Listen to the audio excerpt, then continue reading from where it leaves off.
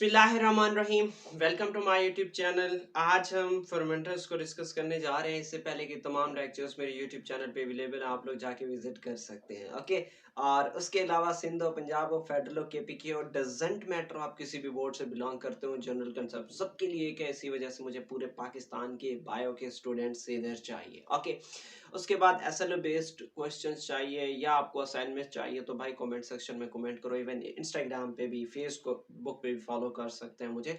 और एक और चीज़ है यार, आप लोग मेरा व्हाट्सएप चैनल भी फॉलो कर सकते हैं। ओके, तो चलने चले हम अपने टॉपिक को डिस्कस करते हैं। देखो यार, फर्मेंटेशन की बात कर लेते हैं। सबसे पहले आपने पिछले लेक्चर में पढ़ा था, मेरे लेक्चर में नहीं पढ़ा तो जाके विजिट कर लें यार, कोई मसला नहीं। ठीक है, आप लोगों के लिए तो मैंने बनाया।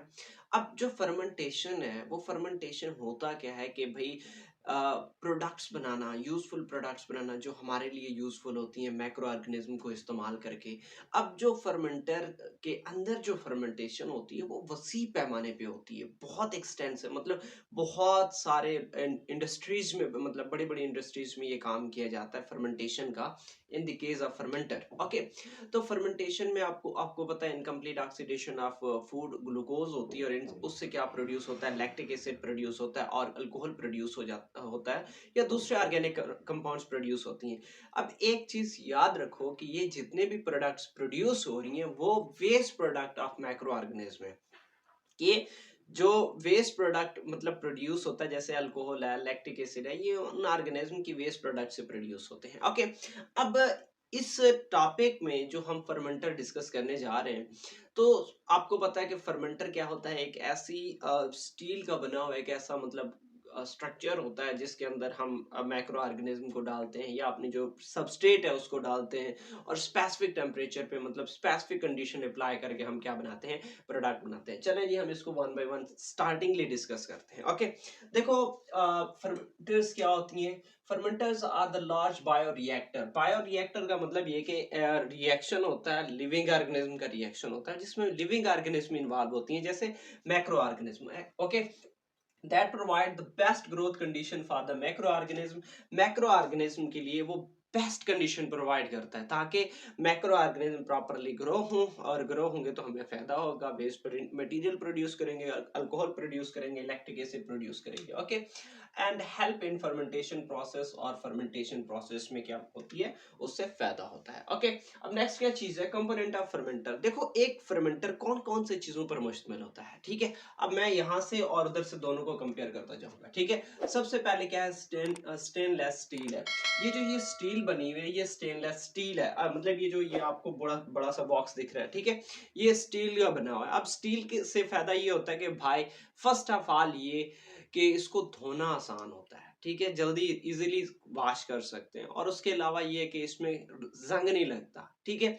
तो इस वजह से जो फर्मेंटर है वो किसका बना होता है, स्टील का बना होता है। ओके, नेक्स्ट चीज क्या है कि माइक्रोब और न्यूट्रिएंट्स को डाला जाता है। देखो ये न्यूट्रिएंट इनलेट है, इसके जरिए इसके अंदर क्या डाला जाता है, सारा न्यूट्रिएंट वगैरह डाला जाता है। ओके, क्या डाला जाता है, न्यूट्रिएंट वगैरह डाला जाता है। अब उसके बाद फिर क्या होता है कि भाई एयर को इसके अंदर, एरिएटर को डाला जाता है ताकि भाई एयर मतलब इंटर हो सके, जिसकी बेस पे एरोबिक रेस्पिरेशन हो। ओके, अब फिर वाटर जैकेट मौजूद होता है। यहाँ पे इस साइड पे आपको नजर आ रहा है भाई, ये क्या है, वाटर जैकेट है। वाटर जैकेट का ये काम है कि ये एरिएशन मतलब इंसुलेशन के तौर पर काम करता है, टेम्परेचर को रेगुलेट करने के तौर पर इस्तेमाल होता है। ओके, अब नेक्स्ट क्या है कि वाटर जैकेट के अलावा स्टीयरिंग पेडल्स मौजूद होती हैं। ये आपको यहाँ मोटर दिखाई दे रहा है ऊपर से, और ये उसकी स्टीयरिंग पेडल्स हैं, ताकि उन चीजों को प्रॉपरली मिक्स किया जा सके। उसके लिए क्या मौजूद है, ये स्टीयरिंग पेडल्स मौजूद है, ठीक है, या फिर अपने जबान में कहो धावड़ा, ठीक है, वो धावड़ा नहीं है, झगड़ा,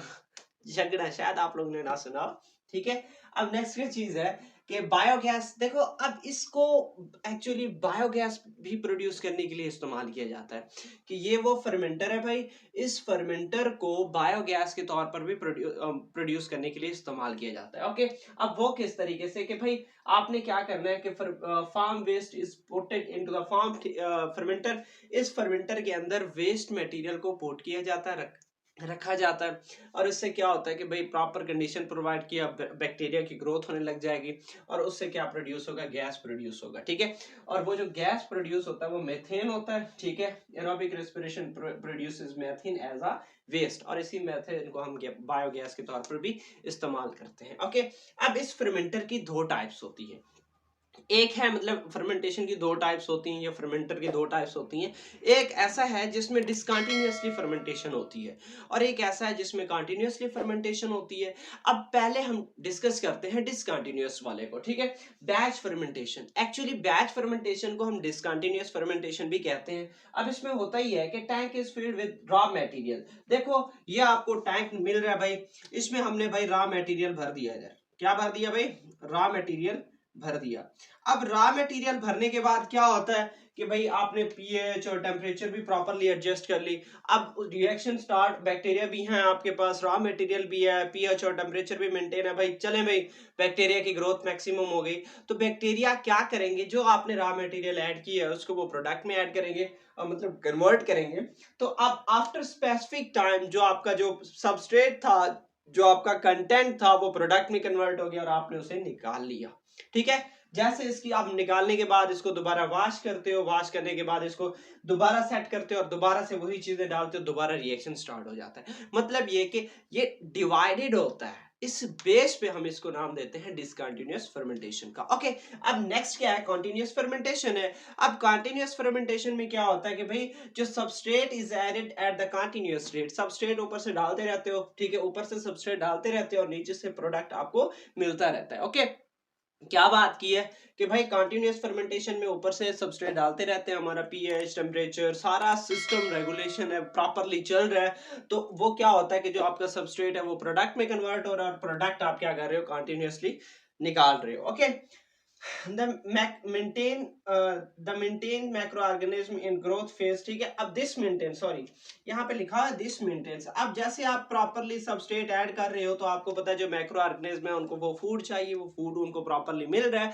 तो प्रॉपरली मिल रहा है तो वो ग्रो कर रहे हैं और ग्रोथ के दौरान जो वेस्ट मटेरियल मिल रहा है वो हमारा प्रोडक्ट है और वो प्रोडक्ट कंटिन्यूअसली हमें मिल रहा है, ओके।